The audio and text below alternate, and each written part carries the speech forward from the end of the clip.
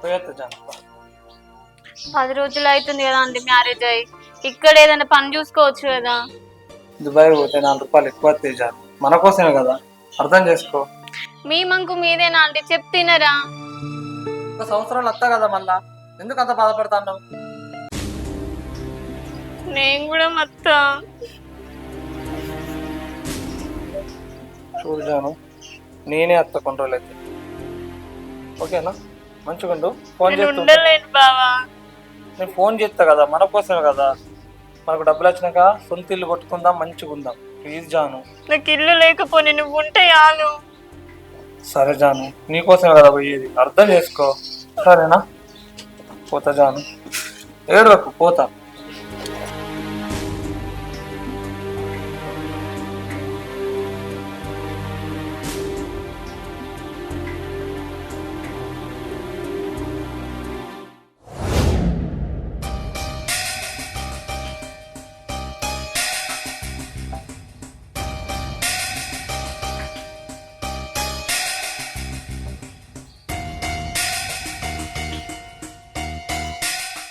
ఏమైంది? ఫంక్షన్ పోతాను ఇంకా పోలేదా? ఇక నా ముఖానికి పోవడం ఒక్కటే తక్కువ ఉంది ఫంక్షన్లకి. ఏమైంది? మంచిగా ఉంది కదా ముఖం, స్మార్ట్ గా రెడీ అయినా. మంచిగానే ఉన్నా అంటే ఏంది? అందరే బయటకు పోతే ఏం అడుగుతారు తెలుసా?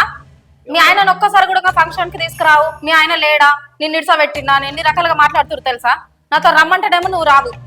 నీకు అబ్బాయి కానీ నాకు రావడానికి వీలు కాదు, నీ ఒక్కదాన్ని పంపను కదా.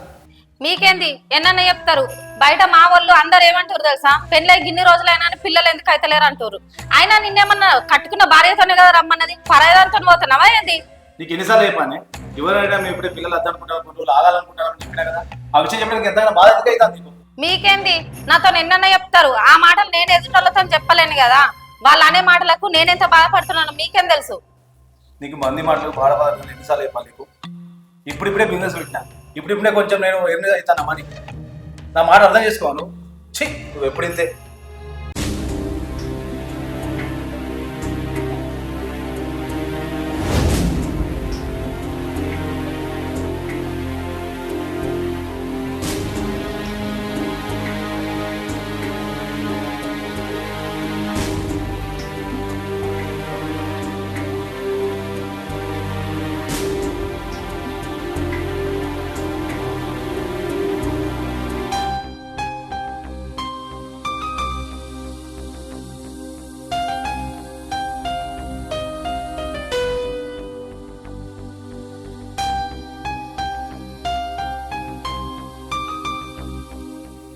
ఏమైంది? ఎందుకు బాధపడుతున్నావు చెప్పు. బాధ తప్ప ఇంకేం మిగిలిందని నాకు. ఎందుకు అర్థం చేసుకోను? మనం ఇప్పుడిప్పుడేగా బిజినెస్ పెట్టింది, కొంచెం డబ్బులు సంపాదించిన తర్వాత నేను ఎటువంటి తీసుకెళ్తా కదా. నీ ఎంబడి రాకుంటే నన్ను అప్పుడు అడగాలి. నువ్వు డబ్బు సంపాదించిన తర్వాత మనం ఏం చేసినా నడుస్తుంది. ఇప్పుడే స్టార్ట్ చేసిన బిజినెస్, నేను బిజినెస్ చూసుకోవాలా, నేను ఎంబడి తిరగాల? ఎప్పుడు చూసినా డబ్బు డబ్బు డబ్బు. ఎప్పుడు జరగాల్సిన ముచ్చట్లు అప్పుడు జరిగితే మంచిగా ఉంటుంది. ఇవన్నీ కాదు, మా అత్తమ్మలది ఫంక్షన్ ఉంది, దేవునికి పెట్టుకుంటారట. దానికి నువ్వు వస్తావా రావా అది చెప్పు ఫస్ట్. ఎప్పుడు? ఎల్లుండట. రేపే పోదాం మనం. ఏదైనా పని ఉంటే వచ్చినాక చూసుకో. అబ్బా, ఎల్లుండానే? ఎల్లుండి బ్యాంక్ మేనేజర్ వస్తానడి, లోన్ గురించి మాట్లాడాను. అనుకున్నా ఏదో వంక పెట్టుకుంటావని.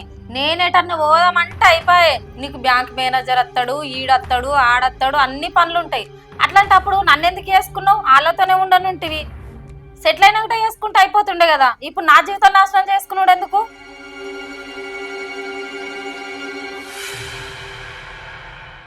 నువ్వు మారుతావు అనుకున్నాడు, నాది బుద్ధి తక్కువ.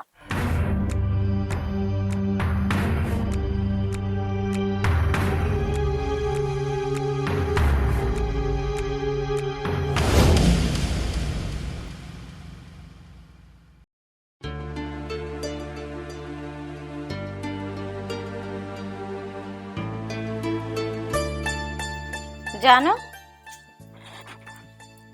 ఏమైంది? పొద్దున్నుంచి మా ఇంటికి రాలేదు. ఏమైంది? పిలిచినా సప్పుడు ఎత్తలేవు. నీకంత కష్టం ఏమొచ్చిందే? పలకరించినా కూడా పలుకుతలేవు. ఏమైందో చెప్పు. ఏం చెప్పమంటావు అక్క నా బాధ. పెళ్ళై 3 నెలలు అవుతుంది. 10 రోజులన్నా కలిసిలేడు. దుబాయ్ వేయండు. నన్ను తీసుకుపోతలేడు, ఆయన వత్తలేడు. అయ్యో, నీకు కూడా ఇదే బాధ ఉందానే? నీ మొగడేమో దూరమై నువ్వు ఎడుతున్నావు, నా మొగడు దగ్గరుండి నేను ఎడుతున్నా. ఈ మొగళ్ళందరు గింతేనే. చి, ఎప్పుడు అర్థం చేసుకుంటారో ఏమో. నీకేమైందక్క? మీ ఆయన నువ్వు మంచిగానే కలిసి ఉంటారు. నా మొగడంటే దుబాయ్లో ఉన్నాడు. పేరుకే కలిసి ఉంటున్నామే, అన్నిటికీ దూరంగా ఉంటున్నాం. ఆయన ఏదో బిజినెస్ పెట్టుకున్నాడట, అలా సెటిల్ అయ్యేదాకా ఎటు రాడట, నన్ను ఎటు తీసుకోబోడట. అయ్యో అక్క, నాదే అనుకున్నా. నీది కూడా అంతేనా అక్క?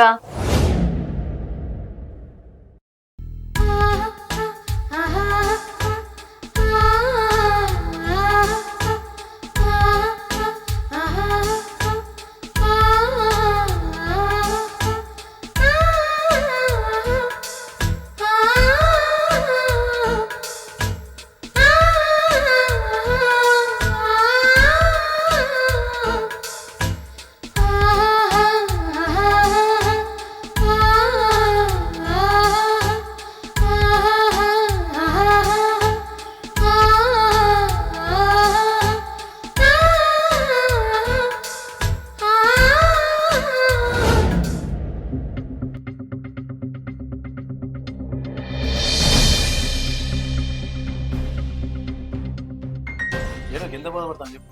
నువ్వు నాకేం చెప్పక నేను చెప్తున్నా.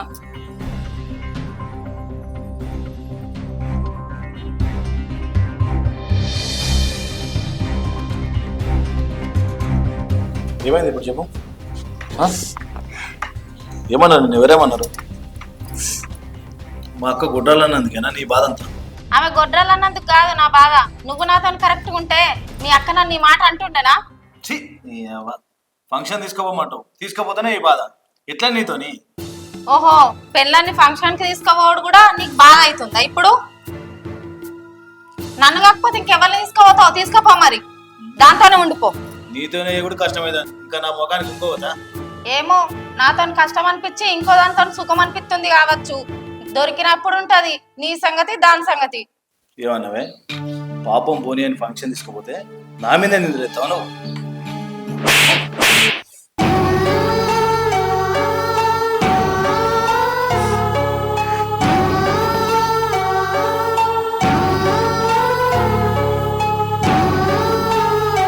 ఏమైందక్క గిల్లెడుతున్నావు? ఏమైంది చెప్పక్క? ఏమైందక్క గిల్లెడుతున్నావు? ఏమైందక్క?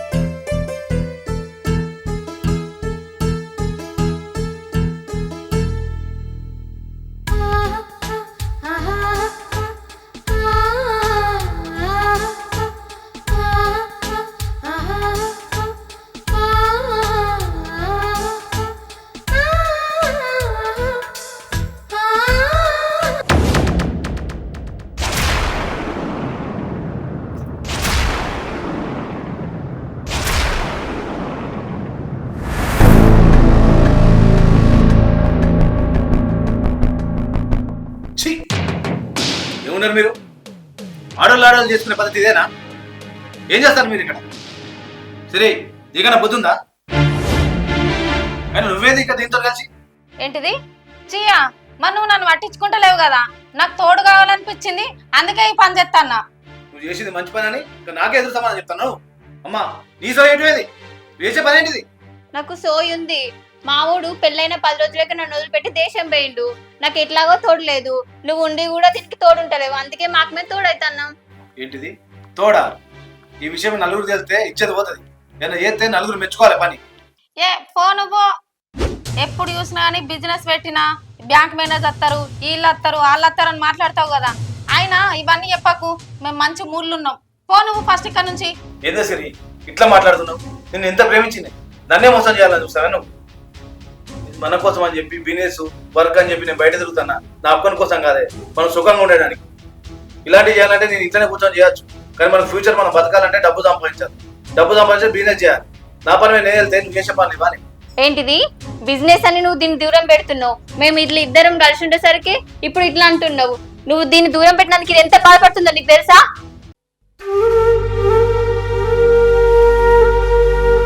ఎన్ని రోజులు నేను దూరం పెట్టాను, నాకు క్షమించేసి ఇక్కడైనా నేను మంచిగా చూసుకుంటాను, నాకు క్షమించు. అయ్యో బావా, నన్ను క్షమించమనుడు ఎందుకు? నువ్వు మారాలనే మేమిద్దరం కలిసి ఈ నాటకం ఆడినాం. నువ్వు మారిను నాకు అంతేయాలు బావా. ఏమండి మీరు దేశం పోయారు కదా, ఎప్పుడు వచ్చారు? ఇప్పుడే వచ్చింది. నాకు అక్కడ ఉండబుద్ధి కానీ నువ్వే గుర్తొస్తాను. ఇక నుంచి నీతోనే ఉంటాను, ఇక్కడనే పని చేసుకుంటా, మంచిగా బతుకుతా. ఓకేనా? మళ్ళీ పోవా? ఆ? మళ్ళీ పోవా? దీన్ని ఇచ్చిపెట్టుకోను. నువ్వు పోతావా బిజినెస్ అనుకుంటా? లేదు ఇంకా బెడ్రూమే. మన ఇంటి బాబాయ్. నువ్వు ఎక్కడికి దా?